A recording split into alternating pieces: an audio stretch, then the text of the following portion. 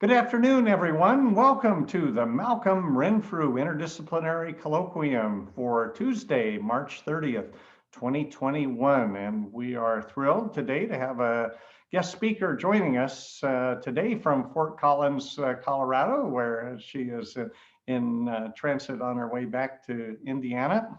And before introducing her, I want to just tell you a little bit about another program that she will be giving this week. Elizabeth Cullen Dunn is our Phi Beta Kappa visiting scholar. And if I can ask my colleague Sarah Nelson to tell us about Thursday's event. Thank you, Kenton. I'm Sarah Nelson in French at U of I, and I'm the president of the Alpha of Idaho chapter of Phi Beta Kappa. We are very privileged this year to have gotten a Phi Beta visiting scholar, Elizabeth Cullen Dunn. She is one of a cohort of very distinguished scholars in all different fields. She'll be delivering a public lecture on Thursday evening, beginning at 6 p.m. And you'll be able to find the Zoom link for that webinar by searching the events calendar on the U of I site, or it's here on this slide. So you can take a picture of that slide if you want to.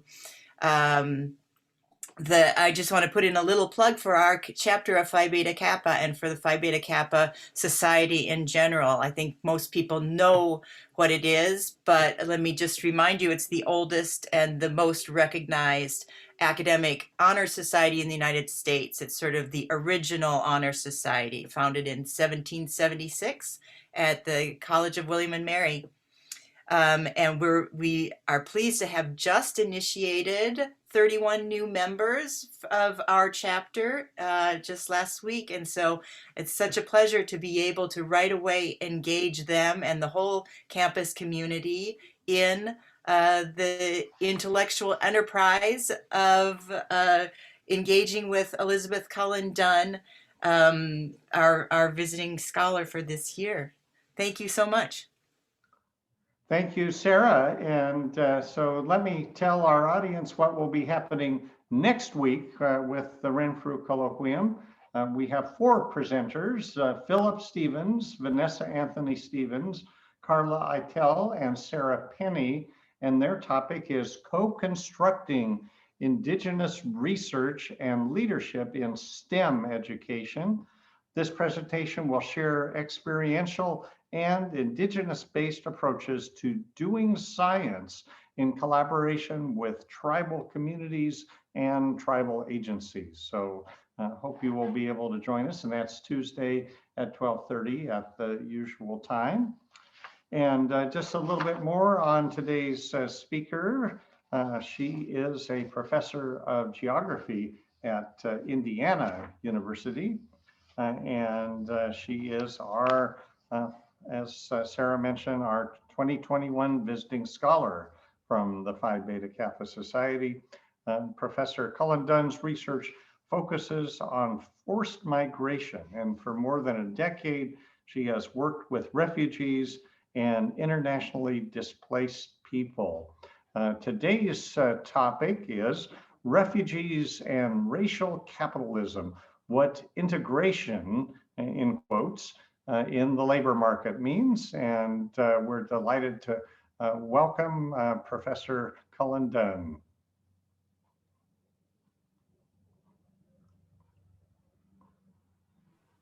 Hi there. Thank you so much for having me today. And I'm really delighted to bring this talk to you.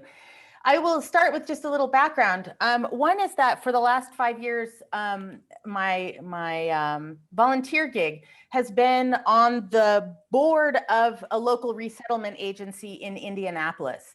So I've become extremely familiar with the US resettlement process because we resettle about 1,000 people a year from all over the world. And And the other part of the backstory is that in 2000, before I got into working on forced migration, I did a lot of work on meatpacking. And I actually worked at what became the JBS plant in Greeley, Colorado.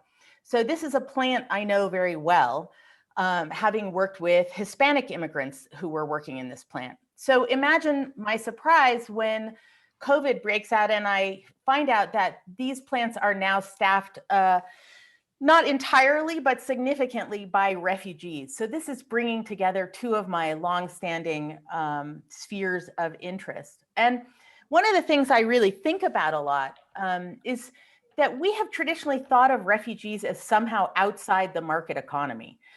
We think of them as being isolated, as being dependent on non-capitalist, non-market humanitarian aid.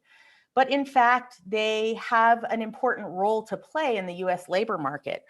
And I've been working on promoting resettlement. We're pretty excited that Biden has raised the cap to 125,000 people this year. So I've been working on this for a long time. And at one point I had cornered Greg Pence, who is Mike Pence's brother and a congressman. I cornered him on an airplane from DC to Indianapolis and talked to him about resettlement. And one of the things I discovered when I was talking to him was that what he was concerned about was labor shortages. And he said to me, you know, I have farmers in my office all the time telling me they need labor. I have manufacturers telling me they could expand, but they can't find labor.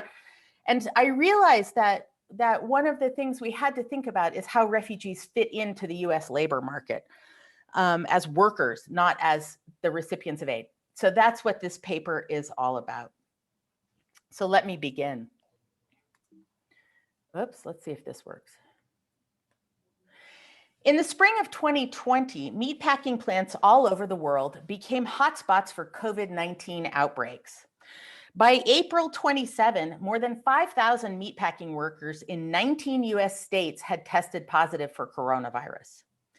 Fearful of spreading the disease and killing the workforce, 22 meatpacking plants across the country shut down. Given how highly consolidated meatpacking is and the enormous volume of meat that comes out of each plant, the JBS plant where I work kills 25 million cows a year. A high number of plant closures threatened the global meat supply chain, and shelves began running bare. But President Donald Trump, citing Section 101B of the Defense Production Act, a 1950s era law dating from the Korean War, issued an executive order effectively claiming authority over meat production in the United States and ordered Food and Agriculture Secretary Sonny Perdue to, quote, ensure America's meat and poultry processors continue operations. Trump went on to state, meatpacking plant closures threaten the continued functioning of the national meat and poultry supply chain and undermine critical infrastructure during the national emergency. So meatpacking was quickly designated critical infrastructure. Meatpacking workers were designated as essential workers, and they were ordered to stay on the job, even though they risked their lives going into the plants. In the same week, Trump issued another executive order entitled Enhancing State and Local Involvement in Refugee Resettlement. This mandated written permission from local and state officials in any jurisdiction where refugees would be resettled. The order effectively halted resettlement for tens of thousands of refugees and other immigrant workers on the grounds that they posed a threat to native-born workers in labor markets that were contracting because of COVID. Refugee admissions in the US had already been plummeted from a planned 115,000 refugees in the last year of the Obama administration. The Trump administration had already reduced admissions to 11,800, so less than a tenth, for fiscal year 2020. But with the new executive order, the Trump administration shut down refugee admissions completely, saying that immigrant workers would push low-wage American workers out of the labor market where unemployment was rising. The irony here is that very often meatpacking workers are refugees. While the greatest proportion of immigrants in US meatpacking are still from Mexico, over the last 10 years, the industry has been increasingly relying on refugees who are placed into the plants by resettlement agencies. who do this resettlement on behalf of the US government. People from Myanmar, Somalia, Sudan, Ethiopia, and other locations are now a vital source of workers for the meatpacking industry. And without an ongoing flow of refugee labor, the meatpacking industry can no longer function. This puts refugees in a very curious position. They are both essential and prohibited, valorized as low-wage workers and stigmatized as a potential source of infection or labor market disruption. So in my talk today, I want to try to understand the paradoxical status of being both essential and prohibited by rethinking the ways that refugees are supposedly integrated into US labor markets. We often think of refugee labor market integration as a kind of humanitarian action, particularly in the United States, where most resettlement is done by religious or faith-based NGOs. Despite the fact that the majority of the world's refugees live in cities, refugees are often thought of as surplus populations, as people who are contained in camps and excised from the workings of capitalism. The problem of refugees' disconnection from capital presupposes the solution of reconnecting them with capital by integrating them into labor markets. This connection is then framed as benevolence, as a generous gift given by governments and humanitarian NGOs who mean to restore dignity to people through work. But what happens when we think of policies that insert refugees into labor markets not as humanitarian action, but as something essential to the workings of the market economy? In what ways does the drive to quarantine refugees in low-wage, racialized jobs where English language skills are not required, in what ways is that a means of creating the conditions necessary for capitalism rather than for serving the refugees themselves? To ask a larger question, what does the shift from undocumented labor to documented legal refugee labor in the United States meatpacking industry tell us about how states, labor, and industry function together in the 21st century? So my argument here will unfold in three parts.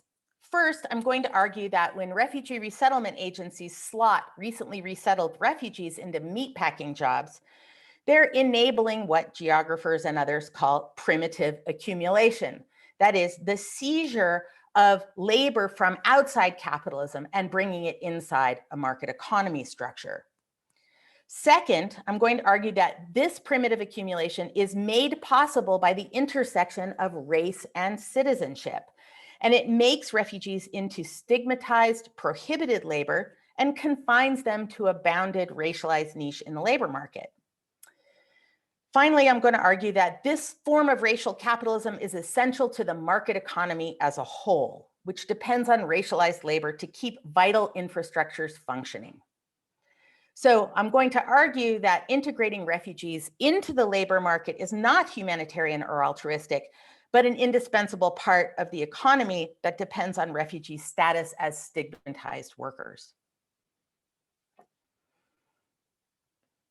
Oops. Sorry, I skipped my own slides. Okay, so let me begin by talking about meatpacking as a niche in the labor market.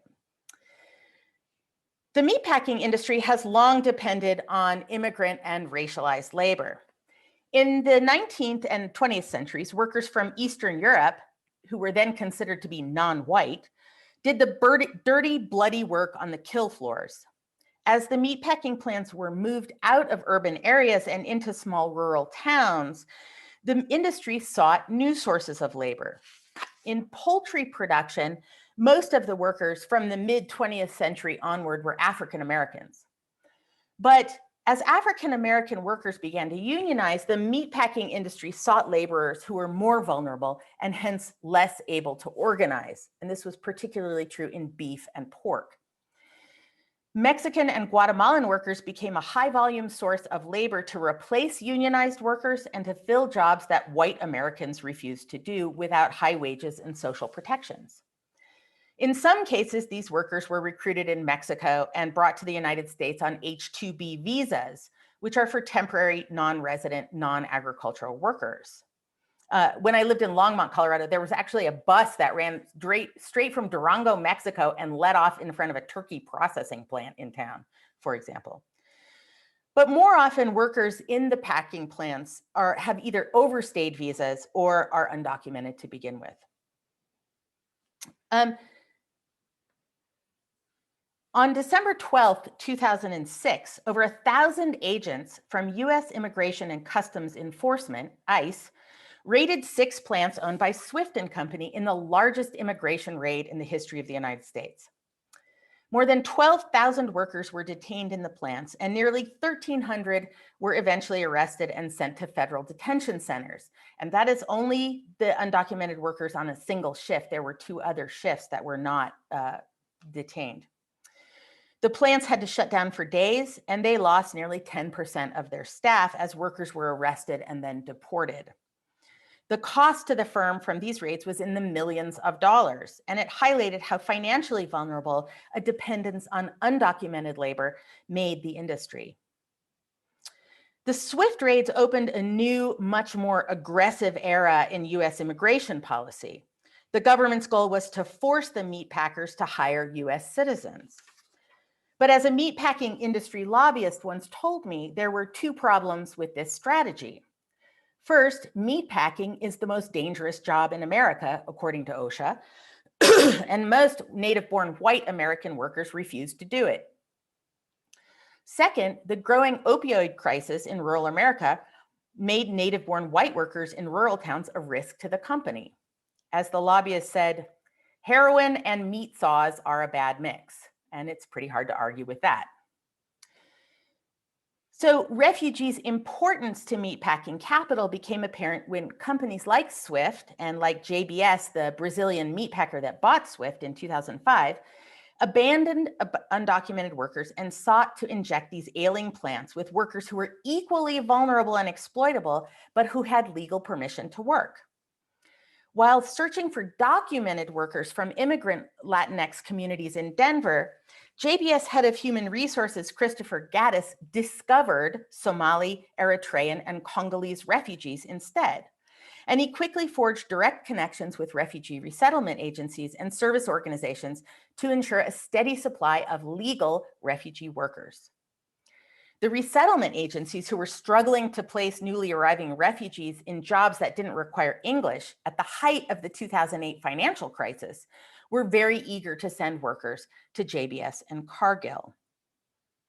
So at first, undocumented Mexican workers at the Greeley JBS plant were replaced with mostly Somali workers, who were placed there by the African Community Center and by Lutheran Family Services, 2 resettlement agencies in Denver who were contracted by the US federal government to find housing and jobs for newly resettled refugees.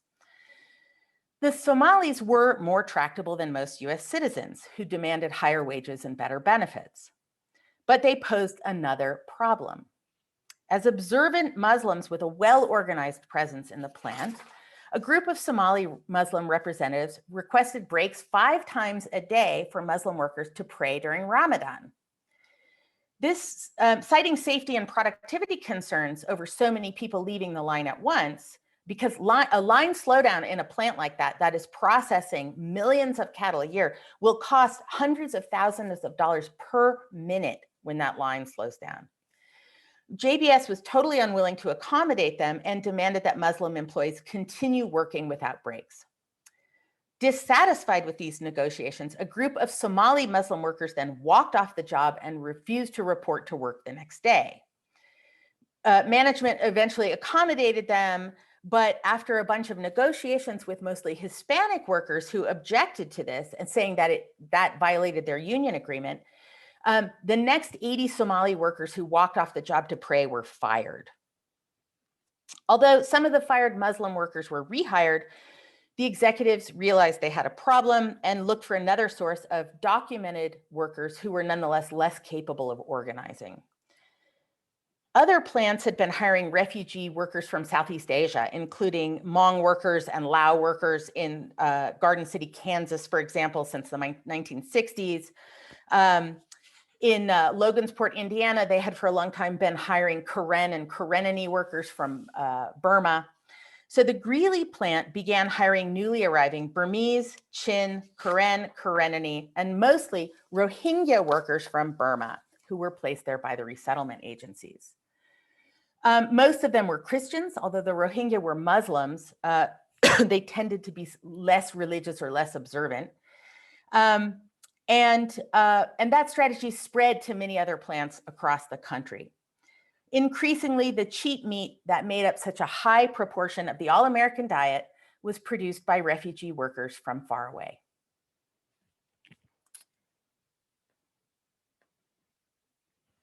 So let me talk for a minute now about refugees and racial capitalism. Given that meatpacking jobs are dangerous, painful, and increasingly deadly in the wake of the pandemic, why do refugees do them? If refugees are in fact free labor, and why do they sell their labor to meatpackers? I argue here that refugee labor is not in fact free labor, but is coerced by the American government, which funnels them into a labor market niche marked by ideologies of both race and statelessness. Unlike most European countries, the US resettlement system provides remarkably little help to arriving refugees. In Germany, for example, refugees are given state-subsidized housing, they're given language lessons, they're given civics lessons, and so on for several years, because the German government hopes to incorporate them, particularly refugees from middle-income countries like Syria, into Germany's high-tech industries as highly skilled laborers.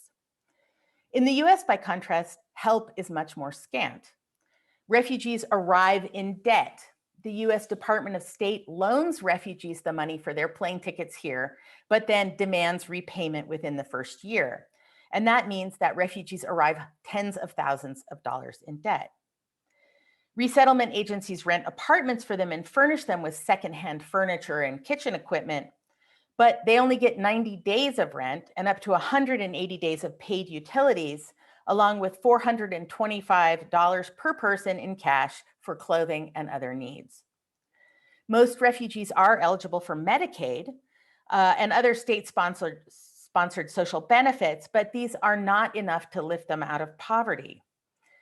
The goal, as outlined by the US Department of State, is for refugees to be economically self-sufficient within 3 months of their arrival. For resettlement agencies and the refugees they serve, this enormous financial pressure creates a strong incentive for refugees to be put into jobs as quickly as possible. The jobs are at the bottom of the economic pecking order. In addition to food processing, they often work in fulfillment warehouses like Amazon's, clean hotel rooms, or do assembly line work. Although meatpacking pays more than most entry-level jobs in the retail sector, meatpacking pays about $14.75 an hour on average, as opposed to minimum wages of $7.25 an hour in Indiana or $12 an hour in Colorado.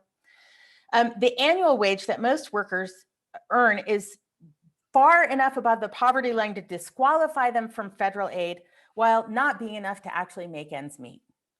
So for example, while the federal poverty line for a family of 3 is $21,720 in Colorado, the actual cost of living for that family on Colorado's Front Range, where skyrocketing property values have driven up rents, is about $59,564. A full-time entry-level employee at JBS's Greeley plant only earns about $29,000 before taxes. So this clearly creates enormous pressure on refugee families who must also pay for childcare or have a non-working adult at home. And so they have to work in jobs that American citizens will not do if they're going to survive. Once they have entered low-skill, low-English jobs, they're stuck. Shift work and a lack of transportation means they can't attend English classes at the resettlement agencies. And because they work with their fellow ethnics, many of them do not learn English on the job. Exiting these labor market niches is now extremely difficult. The cycle of low-wage work and the inability to gain new skills means that the jobs that welcome them quickly become a prison. Meatpacking is what labor economists call a labor market niche. That is, a specific line of work or a segment of an occupation that's defined by a social group. Labor market niches are often defined by skill sets. So a particular group has a lock on the skills to do the job, like artisanal furniture makers or rug makers, for example. Rug weavers is a good example of that. They pass their skills down from generation to generation. But labor market niches in America today are often defined by ethnicity. For example, as when Vietnamese nail salons recruit new workers among their own ethnically defined social networks. And in fact, Vietnamese nail salons, this is a great story, actually came about when the actress Tippi Hedren had her manicurist teach a group of Vietnamese refugees to do manicures in hope of finding them jobs.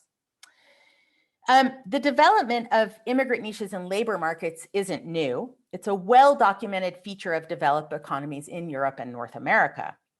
But this has always been explained as something that immigrants do preferentially for themselves by hiring co-ethnics in businesses they own, or by referring co-ethnics to their employers to build immigrant enclave economies.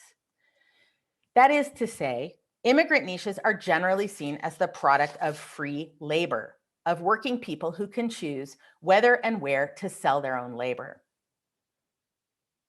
Immigrant enclaves are then seen as a pathway to social integration and upwards economic mobility, a quick route to the American dream in which the arriving generation works in ethnically defined labor market sectors in order to facilitate the education and social integration of their kids into a wider and whiter generalized labor market. Meatpacking, though, is not a labor market niche defined by skill. As the switch from Mexican to Somali to Rohingya workers in Greeley over a decade shows, it's not defined by ethnic networks either. Rather, the niche is defined by a network of government-sanctioned nonprofits and by specific relations of coercion. Refugee labor niches are made by refugee resettlement agencies who pressure refugees to take low-wage, dangerous jobs because the refugees are indebted and they have to be economically self-sufficient quickly. And those agencies push the refugees because they themselves are being coerced by the Department of State, who measures their effectiveness in terms of refugee rates of employment within that 90-day window.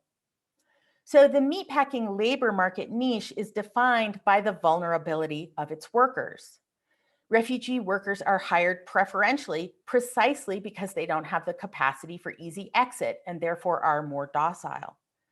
Like undocumented workers in other parts of agriculture, for example, Mexican farm workers, their legal status, their past traumas as victims of genocide and military violence, their socially disdained ethnic identities and their religious affiliations, for example, Islam, and their lack of English skills make it difficult for them to organize, bargain collectively, strike, or use any of the other tools of labor activism developed in the 19th and 20th century labor movements. In fact, Somali workers' attempts at bargaining failed in part because of the backlash from Catholic Mexican co-workers. So it's become very difficult for refugees to simply quit their jobs, even when their very lives are at stake. Refugee meatpackers kept working during the COVID pandemic, even though by September 2020, more than 42,500 workers had tested positive for COVID in 494 packing plants, and over 203 meatpacking workers had died.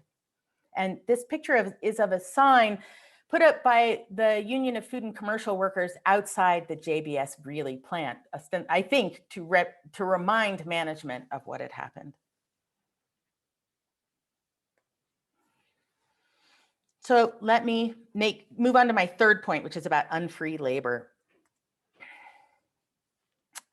Among employees at the Colorado Office of Refugee Resettlement, it is widely understood that refugees choose to work in meatpacking plants because of signing bonuses and because the $15 an hour wage is more than they could get elsewhere. But this isn't entirely true. First of all, when commuting and other costs are taken into account, $15 is not a particularly high wage for this region. Most refugees take meatpacking jobs because they see meatpacking as their only choice. Geographers and political economists have argued that the use of unfree labor is foundational to the market economy. Slave labor was part of what is called primitive accumulation, or a moment in which initial capital is accrued through the violent seizure of labor, land, or other resources. But primitive accumulation for the beginning of capitalism is usually thought of as like the Big Bang for the beginning of the universe. It's a violent process that is nonetheless just a one-off moment, because once the cycle gets going, the structure of the labor market itself is supposed to force people to sell their labor. Cedric Robinson, who is shown here in this slide, in his foundational work on racial capitalism, has really challenged this notion. He says that primitive accumulation is not a singular moment. Instead, capitalism is dependent for its functioning on the ongoing seizure of labor from outside capitalist markets, bringing it into capitalist markets. And he says that that happens through the production of human difference and through relations of inequality. His argument is that those relations of inequality are produced by race and racism. It is only by ideologically producing a marked group as racially inferior that their labor can be seized from outside capitalism, violently expropriated, and then appropriated into capitalist production and circulation. As Jody Melamed has written, rephrasing his point, she says, capitalism is racial capitalism. Capital can only be capital when it's accumulating, and it can only accumulate by producing and moving through relations of severe inequality among human groups. These antinomies of capitalist accumulation require loss, disposability, and the unequal differentiation of human value, and racism enshrines the inequalities that capitalism requires. Robinson also argues that although primitive accumulation through the violent appropriation of enslaved labor is essential for capitalism, it doesn't happen in just a Big Bang moment. Rather, it has to happen continually. Shay Friedland, who is my postdoc, calls this a capitalist labor frontier. A capitalist frontier is the boundary between capitalist and non-capitalist worlds. And as world systems theorists argued in the 80s and 90s, capitalism's restless expansion depends for its very existence on these frontiers, on the ability to draw what is outside it into itself, relentlessly commodifying and appropriating whatever it encounters, transforming it into capital and launching it into circuits of transformation into goods and money. These processes of incorporation, as the world systems theorists called it, are mostly thought of geographically as a problem of how capitalism spreads around the world, incorporating far-flung regions into increasingly distant circuits of capital circulation. But rather than thinking about the problem in terms of geographically fixed locations and frontiers in space, we can also think of the frontier as being embodied in people. That is, people who are mobile, people who bring the frontier of primitive accumulation with them as they move into the heartland of market economies. Like other forms of immigrant labor, refugees embody capitalism's mobile frontier. Unlike other kinds of labor migrants, however, refugees mark a special kind of frontier, one in which unfree labor is brought into the ambit of market circulation for the continual reproduction of primitive accumulation. Labor scholars have fiercely contested whether unfree labor actually exists. And they ask whether it persists in structurally specific material conditions like debt servitude that serve to deproletarianize workers. But rather than debating whether wage labor has ever been free in relation to individual choice, this is in fact the wrong question to ask. It's more useful to think about how and why refugees experience labor unfreedom in relation to racial capitalism and statelessness, and to ask what that means for capitalism writ large. I argue that workers experience labor unfreedom as the condition of being compelled to sell their labor in a specific sector and to specific employers. That is what I'm talking about here as a labor niche. These labor market niches where refugees are employed are not the product of voluntary self-placement in an ethnicized industry where individualized workers can work their way up in the American economic hierarchy. Instead, even though refugee workers aren't slaves or indentured service, they're also not as free as more privileged workers who can find work in multiple sectors and sell their labor to a diverse array of employers. They hover uncomfortably at the far end of the gradient of labor's unfreedom. They become a stream of highly coerced or constrained workers who are brought across a capitalist frontier because exploiting their labor is necessary to the continuation of an American industrial sector, that is, meatpacking. So refugee labor is literally essential to the reproduction of labor in general in this country. We can't have any labor, the labor of professors, the labor of IT people, without the labor of refugee meatpackers who produce the food that sustains them. Without the cheap pork and beef and chicken that they produce, other wage workers in the US and abroad will be unable to feed themselves and reproduce their labor. So President Trump was not wrong. I actually said that phrase. President Trump was not wrong when he proclaimed meatpacking to be critical infrastructure and meatpacking workers to be essential workers. Their in-person work, which put them at high risk of exposure to COVID, was necessary so that other workers could work remotely, thus reducing their risk of exposure and keeping the nation's infrastructure operating. As Andy Lakoff has written, at the heart of the essential worker policy was the assumption that the well-being of the collective depended on securing the continuous flow of resources through a set of vital, vulnerable systems and vital, yet vulnerable workers. As Gavin Newsom, the governor of California, wrote in his executive order permitting essential workers to break the stay-at-home order, the supply chain must continue. And in food processing, as well as other forms of capitalist production, this was indeed essential. The continuity of supply and the vital infrastructures it supported depended then on an ideology of race that stigmatized refugee workers and compelled them to work in the sector, and on the production of relations of severe inequality that meant not only different wage rates, but also different kinds of exposure to risk and to disease. I'm going to talk just briefly about how statelessness fits into all of this. For refugee workers, ideologies of race are not the only categories that confine them to low-paid, dangerous labor. Statelessness, too, works with capitalist economies to create labor streams.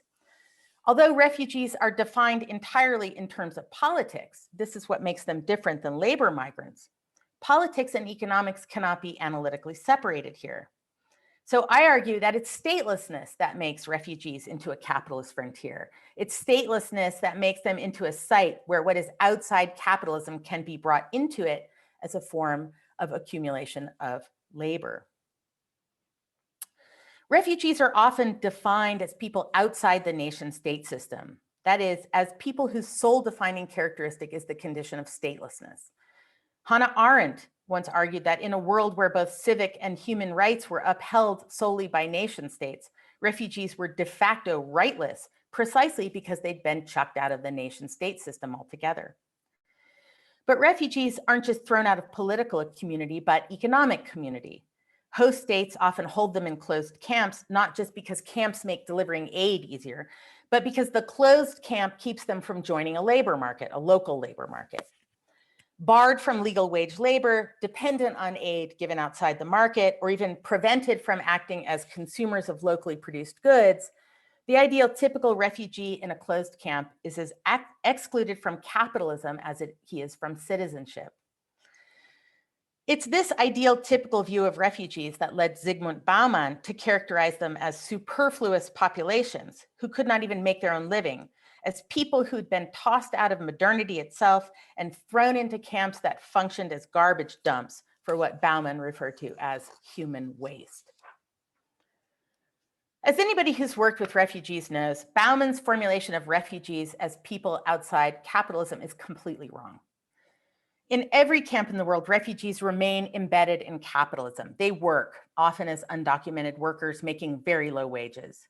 They trade, sometimes openly, sometimes as smugglers, across borders with their country of origin. They buy consumer goods above and beyond what they get in aid. Refugees who refuse to enter the camp system are even more embedded in markets, working licitly or illicitly, often in low-paid, high-risk environments. It's the rare refugee family that has no participation in capitalist markets at all. Yet because refugees have been torn from their means of subsistence and subsequently locked outside the gates of capitalism and then tenuously reintegrated into it, their participation in capitalism is markedly degraded. They're driven into low-wage, low-status, precarious employment relations. They trade in makeshift bazaars or out of their homes instead of opening storefronts. They buy fewer and cheaper goods than they did before they were displaced. So becoming stateless doesn't force them outside capitalism. It places them on its margins in precarious circumstances. And that's true inside the United States too. Refugees here are always on the verge of falling out of the capitalist system again. If, as Jody Melamed argues, capitalism depends for its existence on the production of human inequality, then statelessness is one way that this inequality is violently produced and reinforced. Ideologies that stigmatize refugees pile on to the mere fact of statelessness. When refugees are seen as job stealers, as terrorists, as biological contaminants, or worse, the violent production of their inequality is made to seem normal or even natural. Anti-refugee sentiment has similar effects to structural racism in the United States. It creates the conditions where the appropriation of unfree labor enables industries to make profits. There has been a lot of discussion lately on the idea of a mobile border in geography, arguing that the state's regulation of migrants inside its own geographical frontiers makes borders elastic, and it makes bordering into a highly mobile practice. Anthropologists and geographers have come to see the borders between nation states as often embodied in the border crossers themselves, who become not only the targets of state regulation, but the very site where statehood is enacted. Likewise, we can see refugees as embodying the mobile border between capitalism and everything outside it. The condition of statelessness makes it possible for municipal governments in host countries to put the burden of urban development on the backs of refugees. Because refugees in places like Aurora, Colorado, where the meatpacking workers in Colorado live, because they can't support themselves and their families in a high cost of living area on the wages they make, they rely on family members in less developed countries to actually send them remittances. So money's flowing in to the local economy in the host city, supporting local businesses, bringing in tax revenue, and so on. The city also relies on refugees' unpaid work, particularly the work of women who volunteer in the schools, supervise their kids' education, work unpaid as so-called natural helpers to integrate other refugees. Local firms rely on refugee workers to donate to the Helping Hand funds at work to support other workers in times of crisis. And they demand emotional labor from workers to smooth over differences that impede production. So families' non-capitalist labor inside their homes and in second countries quickly becomes appropriated by both the state and businesses as it flows between refugees' living, working bodies. The refugees themselves mark the border between industrial capitalism and its other. What we see among refugee meatpackers and their host cities is what Ruth Gilmore has called anti-relationality. She argues that in the service of capitalism, states and other actors use race to produce group differentiated vulnerabilities to premature death in distinct and yet densely interconnected political geographies.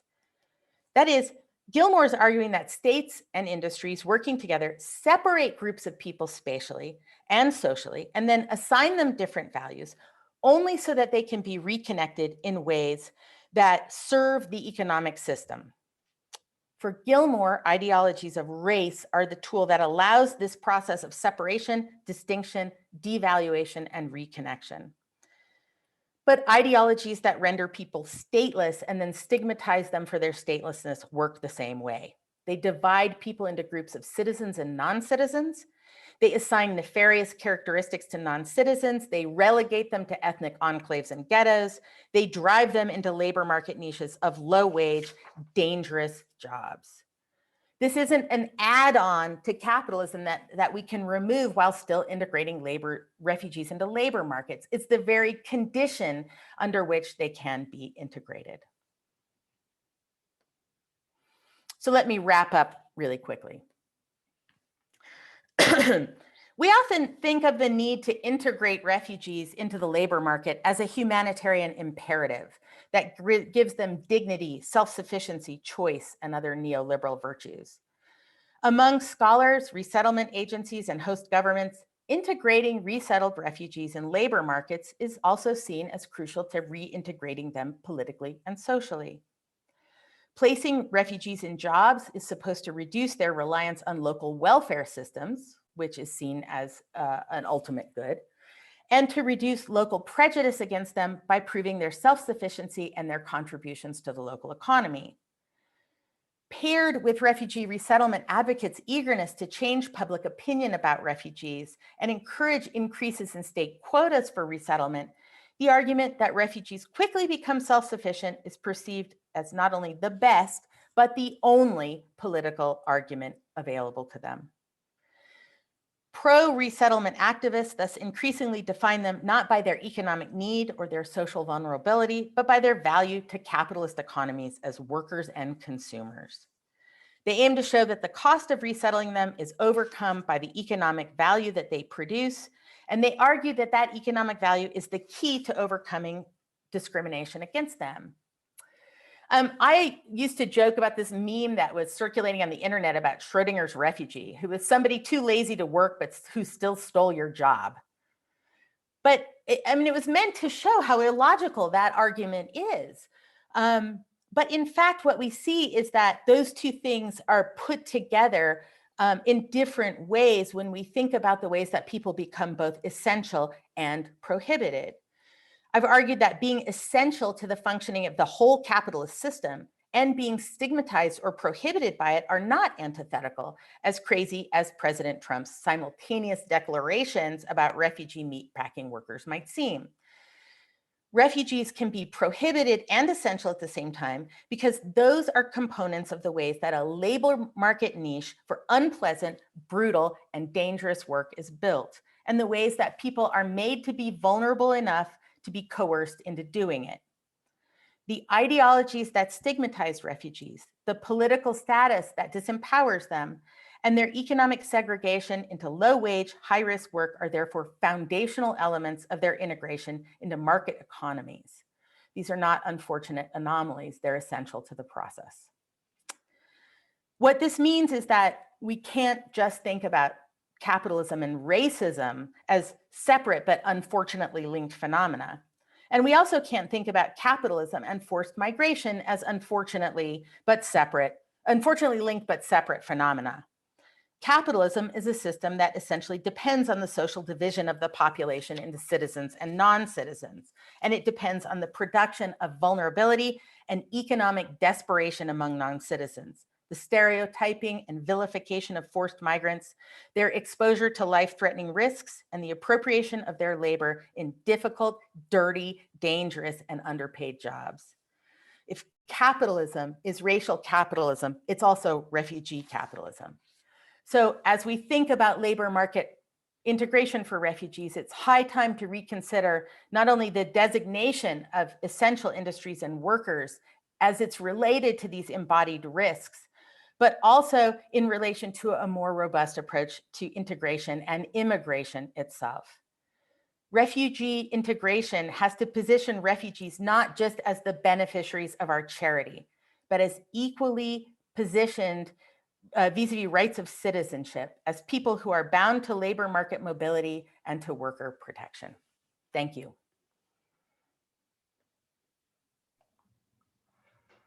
Thank you for that informative and provocative presentation. And I know there are questions on the tips of our audience's tongues, and so I would invite you to put your questions into chat, or if anyone would just like to turn on their camera and ask away, we'd be glad to hear from you.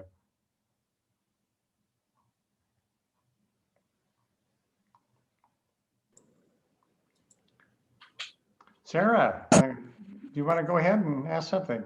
Yeah, Elizabeth, I'm wondering if you could talk about ways of supporting some kind of a freer labor situation for refugees. What would it take? What would be gained? And what would be lost, and by whom?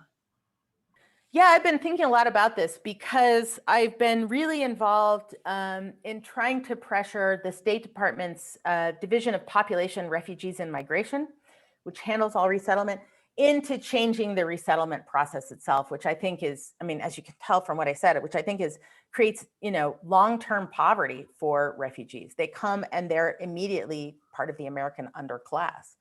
And part of that is about thinking about not just about how many people we resettle, but how we resettle them.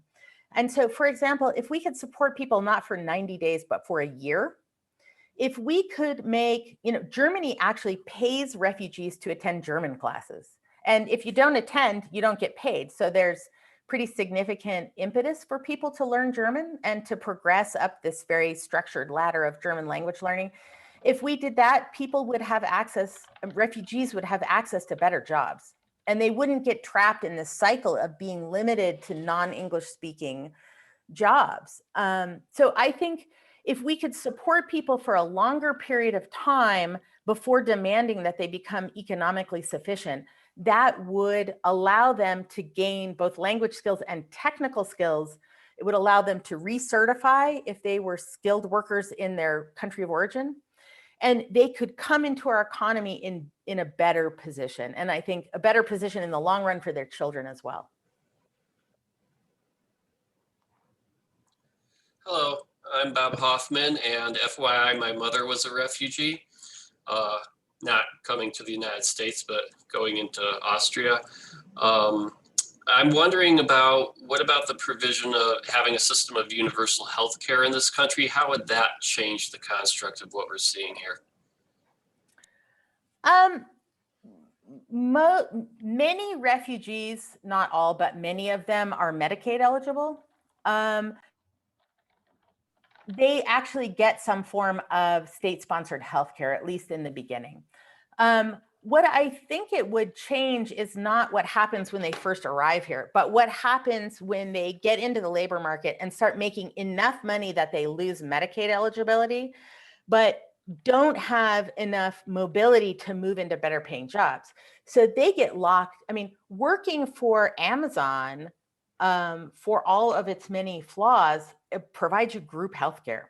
And the same is for working for JBS. So what it does is the fact that they need healthcare will often lock them into those jobs and prevent them from moving into jobs that are being offered by smaller employers, small business owners, restaurateurs, and so on, because then they don't have healthcare. Unfortunately, a lot of refugees actually then risk it. They get sick and then they don't have money. So now they're in the same position as many uninsured Americans. They're facing medical bankruptcy. So in that sense, I think what is true for Americans generally is true for refugees, that kind of entrepreneurial energy could be unleashed more easily if people had the freedom to move into other jobs, not constrained by the need for group healthcare.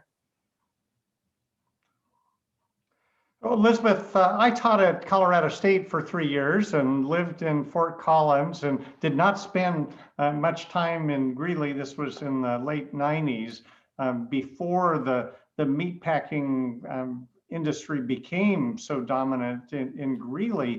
But I'm curious, what were the factors that led to Greeley becoming this mega center for slaughterhouses and meatpacking and food processing? Was it the just the proximity to the ranches? Was it capital or was it labor? What happened in Greeley? Well, you know, you have to remember, Greeley, you know, now is really part of the Fort Range metropolis. I mean, this huge sprawling city that stretches from Colorado Springs, like almost to the Wyoming border. And but that wasn't true when the meatpacking plants went there. And they went to towns that were really geographically isolated. So it wasn't just Greeley, it was also Fort Morgan, which is out on the Eastern Plains, which is still, for the record, in the middle of blessed nowhere. Garden City, Kansas, Logansport, Indiana. These are towns that are proximate to sources of cattle or pork. So they can have the big feedlots surrounding them. And if you've ever been to Greeley or anywhere near Greeley, where the wind can blow from Greeley towards you, you know that we used to say when I was growing up that smelled like money.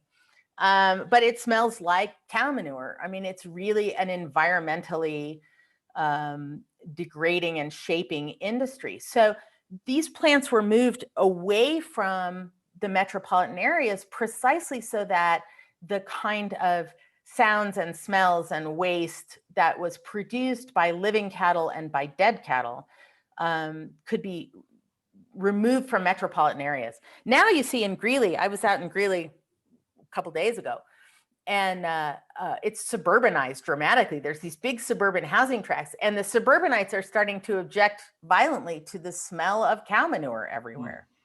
But if you get an airplane and you fly over the top of Greeley or Fort Morgan, any of these places, you see this giant ring of black earth around the plant. And that's cow manure from these giant lairages. That's the factory production of beef. And that's why it got moved to these places. Then there wasn't labor there. That's the problem. That the ranch labor that was there was all taken up in ranching and in cow-calf operations. You needed production labor in the slaughterhouses. And so the plants had to import labor. And that's why they started in the South, in poultry, they started importing African-American labor, or at least centralizing it. In the American West, it wasn't African-American labor as much as it was Hispanic labor. And that Hispanic labor was fairly easy to draw up, not just because there were sort of the legacies of the Bracero program, but because there was ongoing labor import from impoverished parts of Mexico, like Durango, like Oaxaca. So that's a long-standing tradition from the 1940s and 50s. I think these meatpacking towns are now of long-standing. And one of the things that the meatpacking industry has argued is that if the US government cuts off their access to refugees, they're going to mechanize. They're not going to hire Americans, low-wage Americans, because they can't. Instead, they're going to put in machines. And once they put in machines, the economic engine that keeps these little towns alive is going to die. And these little towns will die. And they've been really vehement about pushing that with their congressional representatives and with the Department of State. There are some interesting parallels with what's happened in southern Idaho with the mega dairies. And it's a different form of the cattle industry, but the primary labor force, as you say, is Hispanic or Latinx. And oh yeah, look at that Chobani plant in Idaho. Yeah, right. Where is it? It's in Twin Falls. It's in Twin Falls, yeah. And Chobani is I'm a great fan of Hamdi Ulukaya, who's the founder of Chobani, but he's a Kurd actually from southern Turkey and was a displaced person himself. And but he was real smart in realizing very fast that his best source of labor was refugees, because he could get people to sign on to his labor initiatives as humanitarian action. And he pushes that all the time. He has a foundation now that is aimed at the refugee crisis, in which he's signing up industries to help move refugees into particular industrial sectors. I don't want to impute bad motives to the guy, because I think he actually is super concerned with the welfare of displaced people, but he certainly has his own economic motives, and he certainly has relied almost completely on refugee labor in the dairies and in yogurt processing. And now coffee, now he's gone into the coffee business which is in fact the dairy business. I'm afraid we're out of time, but I hope that our audience will come back on Thursday to Zoom, Thursday, April 1st, 6 o'clock. And the broader topic that Professor Cullen Dunn will present is the refugee crisis, why so many people are on the move and what we can do about it. And you'll find the Zoom link if you just go to the U of I events calendar and type in Cullen Dunn or Phi Beta Kappa lecture, you'll get the details of that. And I hope our colloquium attendees will come back next week for a presentation on Indigenous research and leadership in STEM education. But before we say goodbye to our speaker for a couple of days, I'd like our audience, if you wouldn't mind turning on your cameras and doing a virtual round of applause, or just putting up a hand. And it's been wonderful to have you with us today. I'm sorry that your visit is not in person, but I'm confident that we're going to learn a lot. I'm going to put my email address into the chat, and if there are people who have other questions or who want to talk about this issue or talk about coming to graduate school to study it, please give me a call. All right. Well, thank you to our Phi Beta Kappa chapter and to the national organization for making this possible. And thanks everyone for being with us today. Have a great afternoon. Stay safe, stay well, and hope to see you on Thursday.